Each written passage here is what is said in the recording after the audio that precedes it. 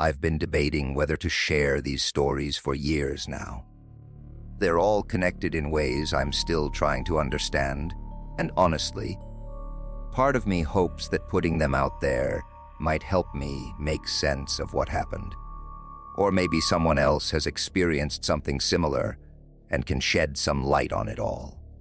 Either way, these 5 incidents completely changed how I see the world, and I can't keep them to myself anymore.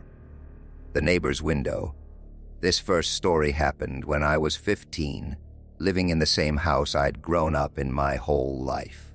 Our neighborhood was one of those picture-perfect suburban developments built in the 70s. Tree-lined streets, modest 2-story homes, the kind of place where everyone knew everyone, and the most exciting thing that happened was Mrs. Peterson's cat getting stuck in our maple tree every few months.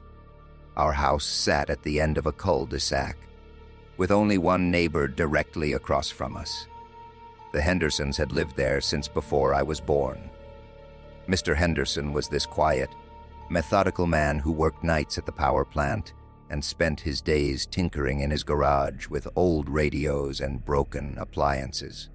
Mrs.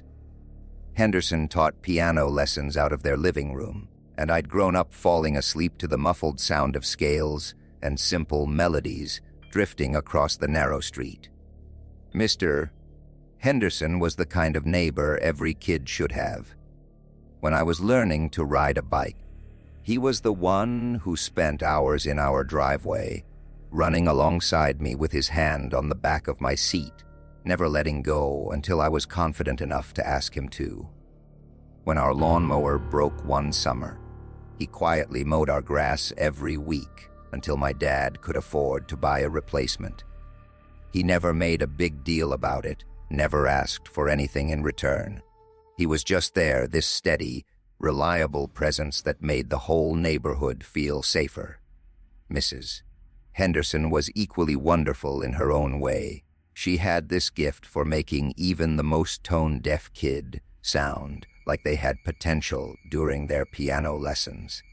I could hear her patient encouragement through our windows. "That's it, Sarah, feel the rhythm. Don't worry about the mistake. Just keep going." She baked cookies for every new family that moved into the neighborhood and somehow always knew exactly when someone was going through a hard time, appearing at their door with a casserole and a warm smile.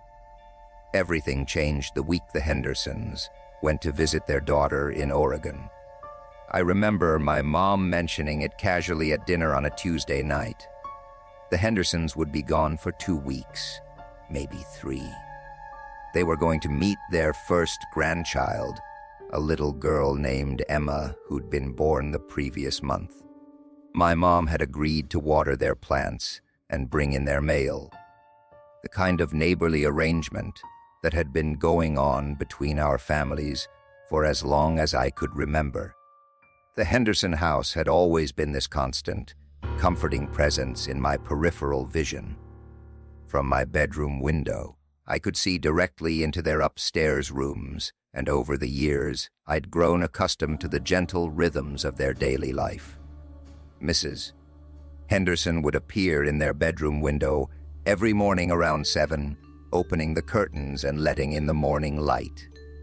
Mr. Henderson would be in their small home office by 8:30, reading the newspaper before heading out to his garage. In the evenings, they'd both be visible in their living room, watching television or reading, sometimes with Mrs. Henderson grading sheet music, while Mr. Henderson worked on some small electronic device. It sounds like I was spying on them, but it wasn't like that. Their house was just there, part of the landscape of my daily life. When you spend years doing homework at the same desk by the same window, you can't help but become aware of the patterns across the street. It was comforting, actually. The predictability of their routine was like a metronome keeping time in the background of my teenage years. The first night they were gone, I was working on a chemistry assignment at my desk when I noticed something different. There was a light on in their upstairs window, the one I knew belonged to their guest room. But it wasn't the warm, yellow glow of the table lamp that misses. Henderson usually kept burning as a night light. This was a harsh, white light that seemed to flicker intermittently, like a fluorescent bulb that was dying. I told myself it was probably just a timer they'd set before leaving. Maybe one of those security measures people use to make their houses look occupied while they're away. My parents had done the same thing when we went to Florida the previous summer, programming various lights to turn on and off at random intervals. But as I tried to focus on my homework, I found myself glancing up more and more frequently. The light would pulse on and off in irregular intervals, sometimes staying bright for several minutes, other times flickering rapidly, like a strobe light at a dance club. The pattern was completely erratic. There was no rhythm to it, no discernible sequence that would suggest an automatic timer. If anything, it seemed almost organic, like someone was manually controlling it. But that was impossible. The Hendersons were 3,000 miles away, and no one else had keys to their house except my mom, who was definitely not sneaking over there at 10 o'clock at night to play with light switches. By the time I finished my chemistry problems, I was completely fixated on that flickering light. I turned off my bedroom lamp and sat by the window in darkness, watching. The pattern continued for maybe another hour before suddenly stopping entirely. The Henderson house went completely dark, and I finally managed to convince myself to go to bed. The next night, it happened again. Same window, same erratic pattern of flickering. This time, I decided to pay closer attention to the timing. I got out a notebook and started recording when the light came on and when it went off, thinking that maybe if I documented it carefully enough, I could figure out what was causing it. Maybe there was a pattern I just wasn't seeing. Over the course of 2 hours, I documented 23 separate instances of the light turning on. The shortest duration was 18 seconds. The longest was 12 minutes and 15 seconds. The dark periods varied just as randomly, from 42 seconds to nearly half an hour. There was absolutely no pattern that I could detect. It was like someone was sitting in that room, turning the light on and off whenever the mood struck them. On the third night, I was more systematic about my observation. I had my notebook ready, a pen with good ink, and my dad's old digital watch so I could time everything down to the second. I was determined to figure out what was happening over there, partly out of curiosity and partly because the mystery was starting to interfere with my sleep. As I was writing down my 7th entry of the night, something made me look up from my notebook.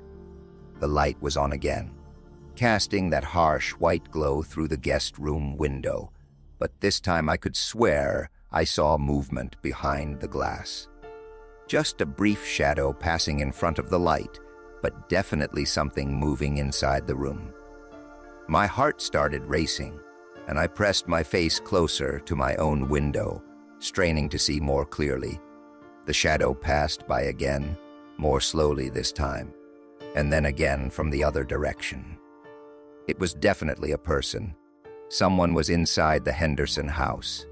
I ran downstairs to tell my parents, taking the steps 2 at a time and nearly tripping over our cat in my haste. But when I got to their bedroom, they were already asleep, and my mom had her sleep mask on, which meant she'd probably taken one of her prescription sleeping pills. She had terrible insomnia and relied on medication to get any rest at all.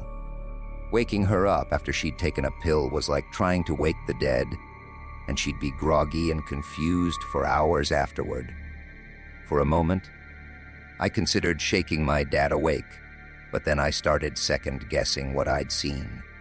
Maybe it was just the way shadows from the street lamp were falling across their window. Maybe my eyes were playing tricks on me after staring at that flickering light for so long.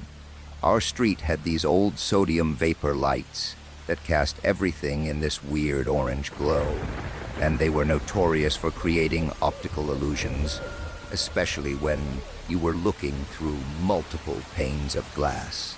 I went back upstairs and positioned myself at the window again, this time with more focus and determination. The light was still on, but I didn't see any more movement for several minutes.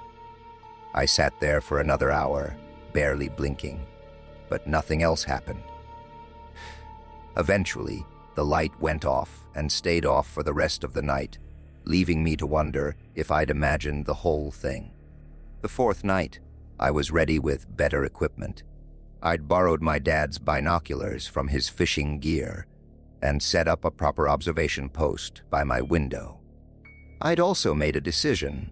If I saw any movement again, I was going to wake my parents immediately, regardless of how crazy it might sound or how groggy my mom might be afterward. The light started its erratic flickering around 9:30, following the same random pattern I'd observed the previous nights. I had my notebook ready and was dutifully recording each instance when, at exactly 10:15 according to my dad's digital watch, I saw the shadow again. This time, with the binoculars, I could make out much more detail. It was definitely a person, and they seemed to be pacing back and forth in front of the window with deliberate, measured steps. Through the binoculars, I could see that they were tall and thin, wearing what looked like dark clothing. They moved with a strange gait, almost like they were limping or favoring one leg. But there was something else about their movement that struck me as wrong. It was too fluid, too controlled, like they were consciously thinking about each step instead of walking naturally. I watched for several minutes as this figure paced back and forth, occasionally pausing to do something I couldn't quite make out.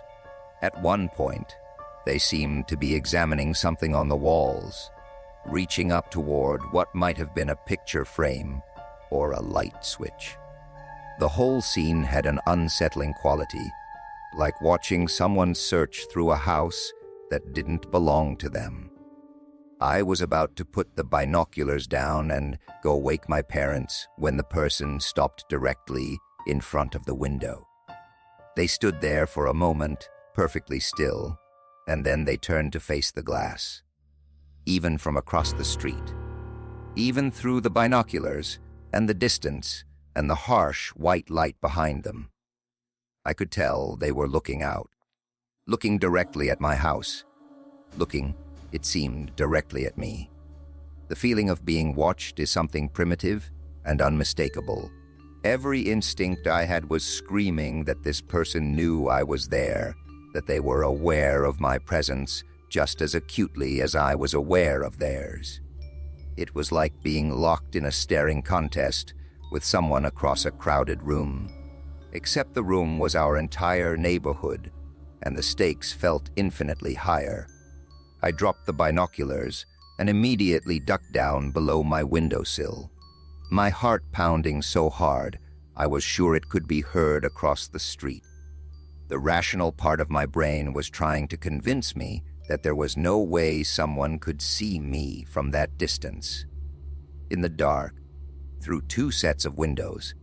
But the primitive part of my brain, the part that had kept my ancestors alive for thousands of years, was absolutely certain that I'd been spotted. I stayed crouched below the window for several minutes, too scared to look again. When I finally worked up the courage to peek over the edge of the windowsill, the light was off and the Henderson house was completely dark. But I couldn't shake the feeling that someone was still there, still watching, just no longer illuminated. I ran downstairs and shook both my parents awake, babbling about someone being in the Henderson house. My dad threw on some clothes and grabbed a flashlight while my mom called the police. I waited by the front door, watching through the peephole as my dad crossed the street and walked around the Henderson house, checking doors and windows with his flashlight beam dancing across their yard. The police arrived about 20 minutes later, 2 officers in a patrol car who took the situation seriously, but also seemed slightly skeptical of a teenager's claims about mysterious figures in windows. They were professional and thorough, checking all the doors and windows, looking for any signs of forced entry. They even used their own flashlights to peer through the ground floor windows, searching for evidence that someone had been inside. But everything was locked up tight. No broken windows, no jimmy door frames, no footprints in the flower beds. The officers spent about an hour investigating, and they found absolutely nothing to suggest that anyone had been in the house. All the security measures the Hendersons had put in place were still intact. The spare key was still hidden in its fake rock by the back door. Even the mail was still stacked neatly on the kitchen counter, where my mom had left it. The officer who took my statement was polite, but clearly skeptical. He was probably in his 40s, with graying hair, and the kind of patient expression that suggested he'd dealt with plenty of false alarms over the years. He asked detailed questions about what I'd seen, when I'd seen it, and whether I'd noticed anything unusual about the neighborhood in recent days. But I could tell from his tone that he thought I was probably just an over-imaginative teenager who'd mistaken shadows for intruders. He suggested that what I'd seen might have been reflections from passing cars or shadows cast by the street lamps moving in the wind. He mentioned that teenage eyes can play tricks, especially when you're staring at something for a long time in the dark, and that the mind has a tendency to fill in details that aren't really there. He was kind about it, but his message was clear. There was probably a perfectly reasonable explanation for what I thought I'd seen. The officers promised they'd keep an eye on the house for the rest of the night, and for the remainder of the time, the Hendersons were away. They gave us their card and asked us to call if we noticed anything else unusual. But as they were leaving, I overheard one of them say to the other, probably just car headlights reflecting off the windows. Happens all the time. My parents believed me, or at least they said they did. But I could see the doubt creeping into their expressions as the night wore on and the reality of the situation set in. No signs of break-in, no evidence of any kind, just their 15-year-old son's story about mysterious figures in windows. The next morning, my mom went over to check on the house as usual, watering the plants and looking around for anything out of place. She reported that everything looked completely normal, exactly as the Hendersons had left it. That night, I positioned myself at the window again, determined to get some kind of proof of what I'd been seeing. I had my phone ready to record video, and I'd convinced myself that I wasn't going to let fear stop me from documenting whatever was happening over there. If someone was really getting into that house, I was going to have evidence to show the police. But the light never came on. I sat at that window from dusk until well past midnight, and the Henderson house remained completely dark. The same thing happened the next night, and the night after that. Whatever had been happening seemed to have stopped entirely, as if the police visit had scared off whoever was responsible. I started to wonder if maybe the officers had been right. Maybe I really had been seeing reflections or shadows, and my mind had constructed an elaborate narrative to explain something perfectly mundane. Maybe the stress of sophomore year was getting to me more than I'd realized, or maybe spending so many nights staring into the darkness had affected my perception in ways I didn't understand.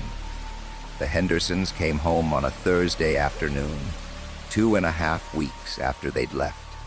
I watched from my bedroom window as they pulled into their driveway in their old blue Honda, looking tired but happy from their trip.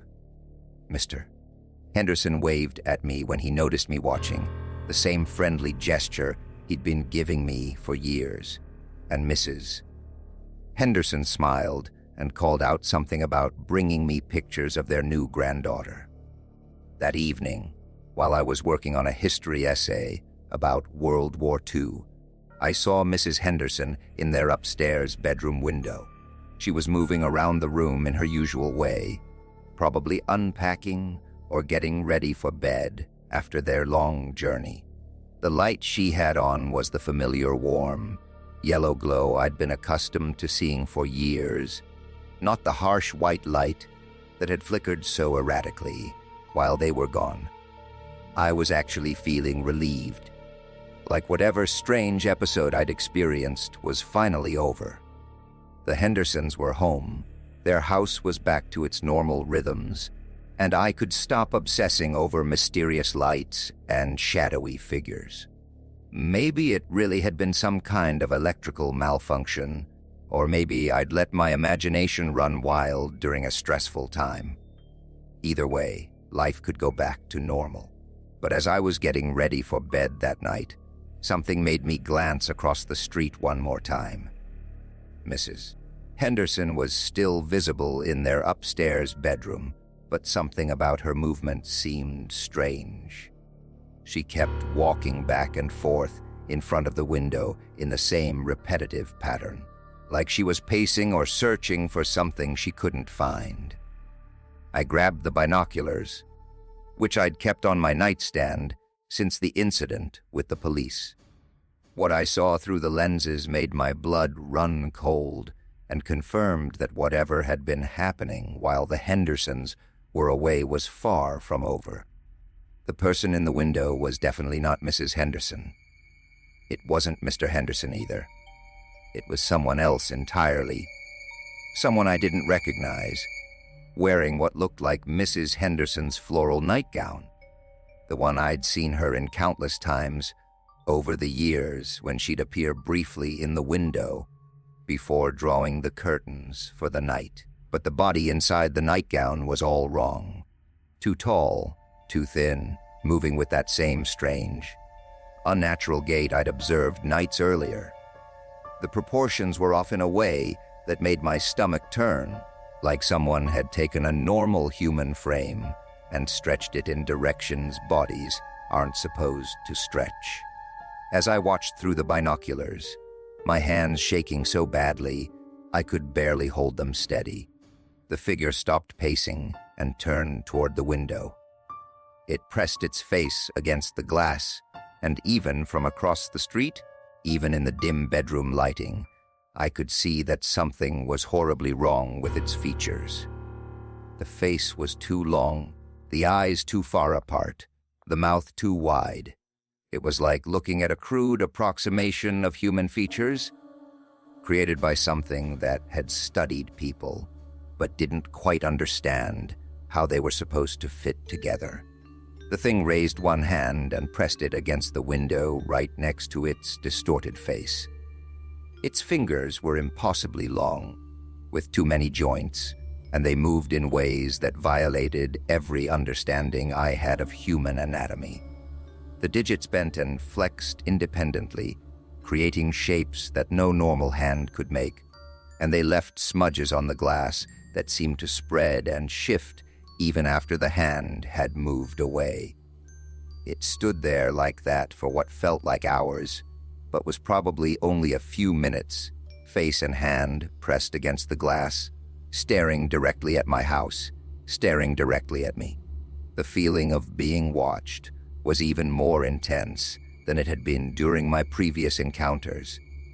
This wasn't just observation, it was examination. I felt like a specimen being studied by something that was trying to understand what I was and how I functioned. I was so terrified I couldn't move, couldn't put down the binoculars, couldn't look away, couldn't even breathe properly. My entire body had locked up in a state of pure fear, every muscle tense and trembling.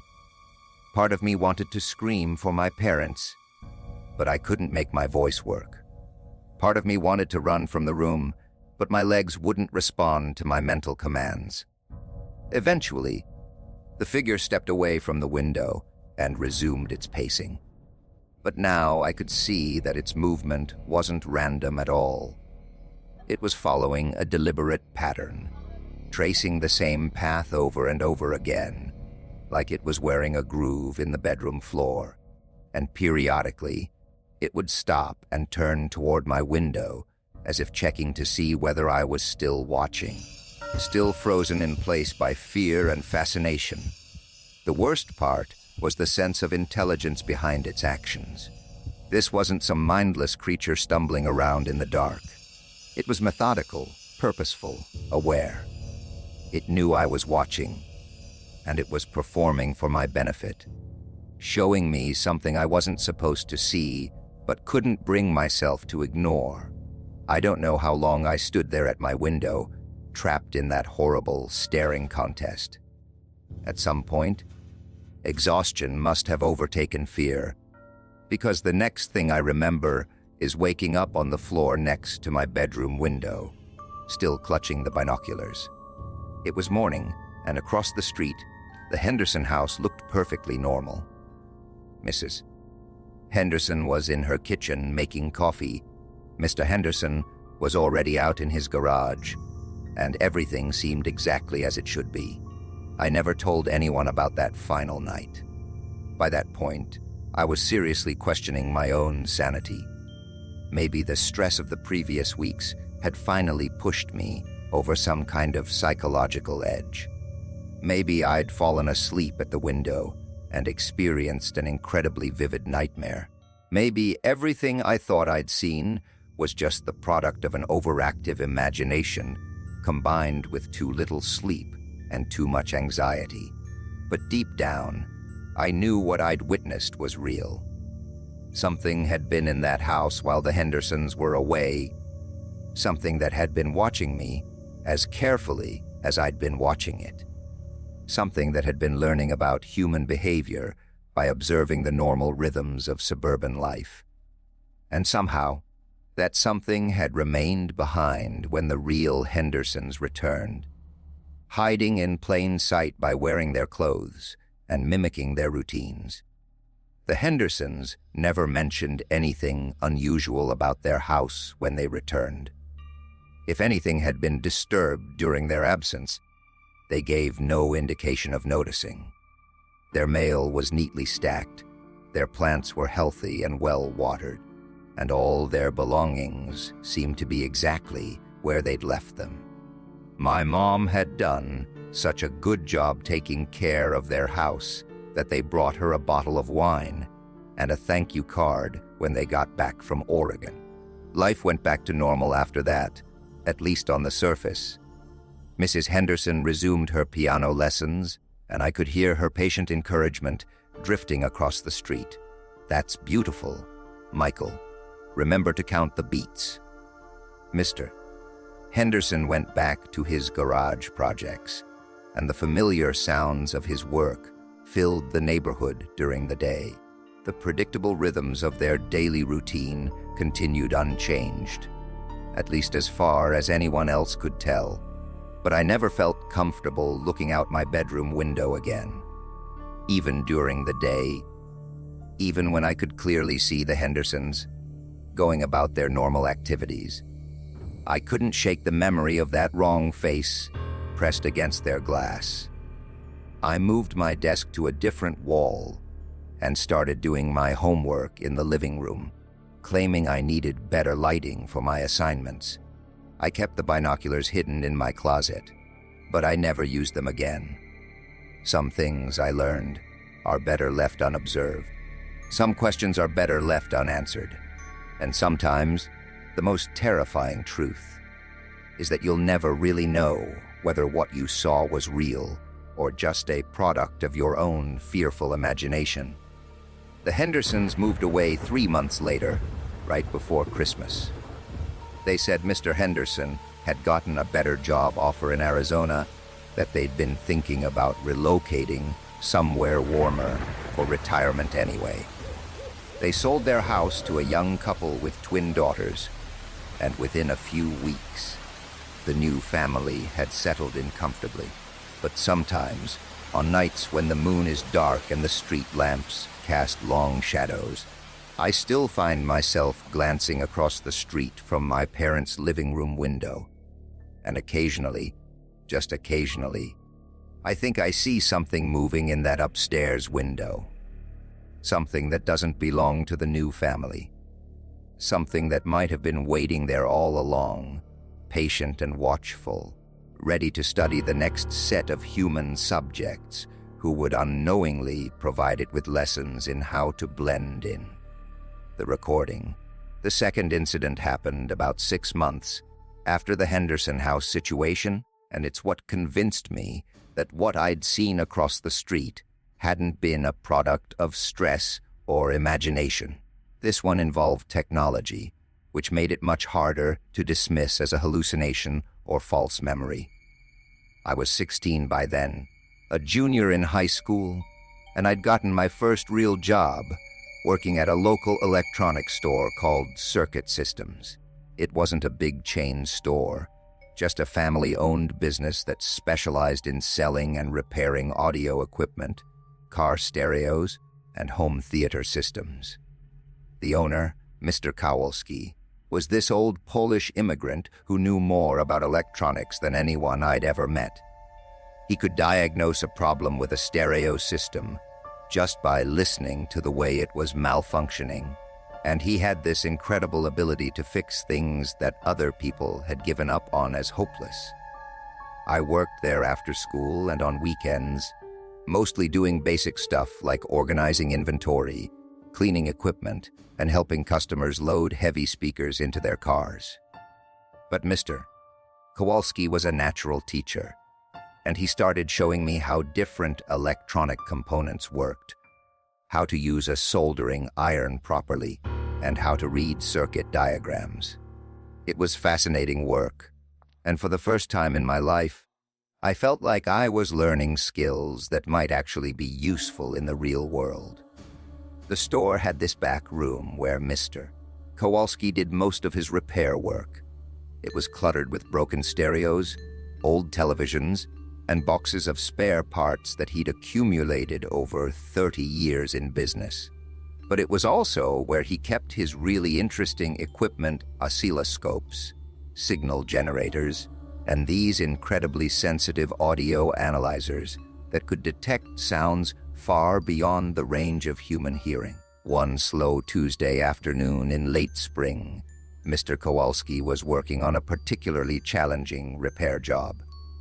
A customer had brought in an expensive digital recorder that had belonged to his father, a jazz musician who had used it to record practice sessions and small performances. The recorder had sentimental value, but it had developed this strange problem where it would pick up audio that nobody could account for. According to the customer, the device would be sitting unused on a shelf for days or weeks at a time. But when he'd check the memory later, he'd find hours of recorded material that no one remembered creating. The recordings were always the same long stretches of what sounded like ambient noise, occasionally punctuated by sounds that might have been voices or might have been electronic interference. Mr. Kowalski had been working on the recorder for several days, running diagnostic tests and checking every component, but he couldn't find anything wrong with the hardware. The microphones were functioning normally, the memory storage was working properly, and all the internal circuits tested within normal parameters. Yet the device continued to record on its own, capturing audio that seemed to come from nowhere. That Tuesday afternoon, he asked me to help him with an experiment. He wanted to set up the recorder in different locations around the store to see if the problem was environmental. And maybe there was some kind of electromagnetic interference in the customer's house that was causing the device to malfunction. We started in the main showroom, placing the recorder on a shelf between two speakers and letting it run for an hour while we worked on other projects. When we checked the recording, we found exactly what we expected: the normal sounds of customers coming and going, conversations about stereo systems and car audio, the occasional sound of traffic from the street outside. Nothing unusual, nothing that couldn't be easily explained by the normal activity in a retail electronics store. Next, we moved the recorder to Mr. Kowalski's office, a small room behind the main counter where he did paperwork and met with customers who needed estimates for complex installations. Again, we let it run for an hour, and again, we found perfectly normal results: the sound of phones ringing, Mr. Kowalski talking to a supplier about a back-ordered amplifier, the hum of the air conditioning system. Finally, we decided to try the back room, the cluttered repair workshop where Mr. Kowalski did his most detailed work. This room was quieter than the rest of the store, insulated by all the equipment and spare parts, and it seemed like a good place to test whether the recorder would pick up any mysterious audio when placed in a relatively isolated environment. We set the recorder on a workbench, made sure it was positioned away from any other electronic equipment that might cause interference, and let it run while we went back to our regular duties. I spent the time learning how to replace the belt drive in a turntable, while Mr. Kowalski worked on installing a new car stereo in a customer's Honda Civic out in the parking lot. After about 90 minutes, we went back to check on the recorder. Mr. Kowalski connected it to one of his high-quality monitor speakers and started playing back what it had captured. For the first few minutes, we heard exactly what we expected: the distant sounds of the store's activity, muffled conversations from the showroom, the occasional footstep in the hallway outside the workshop. But then, about 20 minutes into the recording, something changed. The ambient noise level dropped significantly, as if someone had soundproofed the room while the recorder was running. And in that sudden silence, we started hearing something else: a rhythmic tapping sound, like someone drumming their fingers on a hard surface. Mr. Kowalski frowned and adjusted the volume, trying to isolate the sound more clearly. The tapping continued for several minutes, sometimes fast, sometimes slow, but always with a deliberate pattern that suggested intelligence behind it. It wasn't the random creaking of old building materials or the settling sounds that every structure makes. This was purposeful, almost like someone was trying to communicate through percussion. We looked around the workshop, trying to identify anything that could have made that sound. But the room had been empty while the recorder was running, and neither of us could think of any mechanical system that would produce such a regular, rhythmic noise. The tapping went on for about 10 minutes, then stopped as abruptly as it had begun. The recording continued in silence for another hour, capturing only the normal background sounds of the store. Mr. Kowalski fast-forwarded through the rest of it, but there were no more unusual noises, nothing else that couldn't be easily explained by the normal operation of the building and its systems. We were both puzzled by the tapping sound, but Mr.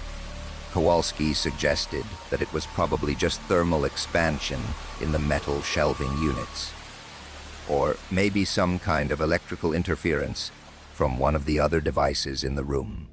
He'd been in the electronics business long enough to know that mysterious sounds usually had mundane explanations, and he wasn't the type to jump to supernatural conclusions. But I was more unsettled by the recording than I wanted to admit. The rhythmic tapping reminded me of something, though I couldn't quite place what it was. There was something familiar about the pattern, something that triggered a vague sense of recognition that I couldn't shake. The next day, Mr. Kowalski decided to try the experiment again, but this time with multiple recording devices running simultaneously.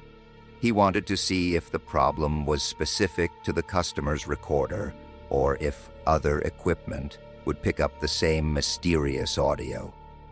He set up 3 different devices in the workshop: the original digital recorder, one of the store's demonstration models, and an old analog cassette recorder that he used for testing vintage equipment. Again, we let them run for about 2 hours while we worked in other parts of the store. And again, when we played back the recordings, we found something unexplainable. All 3 devices had captured the same tapping sound, but at slightly different times and with slightly different characteristics. The digital recorders picked up the sound with crystal clarity, while the analog cassette had captured it with a warmer, more distorted quality that somehow made it seem even more mysterious. But the pattern was unmistakably the same across all 3 recordings, the same rhythm, the same deliberate spacing between taps, the same sense of intentional communication. Mr. Kowalski was starting to look genuinely concerned. In 30 years of repairing electronic equipment, he'd never encountered anything like this. He started checking the workshop more carefully, looking for loose pipes that might expand and contract, electrical connections that might arc intermittently, or any other physical source for the mysterious tapping. But he found nothing. The room was solid and well-maintained, with no loose components that could create rhythmic noises. All the electrical systems were properly grounded and functioning normally. Even the building's heating and cooling system was running smoothly, with no irregularities that could account for the sounds we were recording. That's when I made the connection that had been nagging at me since the first recording. The tapping pattern was identical to something I'd observed months earlier during my surveillance of the Henderson house across the street from my bedroom. The figure I'd seen pacing in their upstairs window had moved with a particular rhythm, a specific cadence that I'd unconsciously memorized during those long nights of watching. The tapping we were recording matched that rhythm, exactly the same timing, the same emphasis on certain beats, the same unnatural precision that suggested someone or something that was consciously controlling each sound. I didn't tell Mr. Kowalski about the connection. How could I explain that the mysterious sounds in his workshop reminded me of a possibly imaginary figure I'd seen in my neighbor's window months earlier? He would have thought I was losing my mind, and honestly, I was starting to wonder about that myself. Instead, I suggested that maybe we should try recording in different parts of the building to see if the sounds were localized to the workshop. Mr. Kowalski agreed, and over the next several days, we conducted a systematic survey of the entire store. We recorded in the main showroom, the office, the storage closet, and even the customer restroom. We tried different times of day, different types of equipment, and different recording settings. The results were disturbing in their consistency. Every recording session, regardless of location or equipment, captured the same rhythmic tapping at some point during the monitoring period. Sometimes it would begin just a few minutes after we started recording. Sometimes it would only appear near the end of a session, but it was always there. Always the same pattern, always the same deliberate, intelligent rhythm. Mr. Kowalski started researching possible explanations. He contacted the building's previous tenants to ask if they'd ever experienced any unusual sounds. He brought in an electrician to check for grounding problems or electromagnetic interference. He even called the city to ask if there was any construction or utility work in the area that might be causing vibrations in the building. But every avenue of investigation led to a dead end. The building had no history of unusual acoustic phenomena. The electrical systems were properly installed and functioning normally. There was no construction work, no utility upgrades, no external sources of vibration or sound that could account for what we were recording. Meanwhile, I was conducting my own investigation. I started paying closer attention to the timing of the tapping sounds, noting exactly when they occurred and how long they lasted. What I discovered made me even more uneasy about the situation. The sounds always began when the store was empty of customers. During lulls in business, when Mr. Kowalski and I were the only people in the building. They never occurred during busy periods when multiple customers were browsing or asking questions. It was as if whatever was creating the sounds was waiting for moments of relative privacy, times when it wouldn't be overheard by casual visitors. Even more unsettling was the pattern of the sounds themselves. I started transcribing the rhythms, writing them out like musical notation, and I discovered that they weren't random at all. There were recurring motifs, repeated sequences that appeared in multiple recording sessions. It was like listening to a very simple form of music, or perhaps a primitive form of language that used percussion instead of words. I became obsessed with decoding the pattern, spending hours at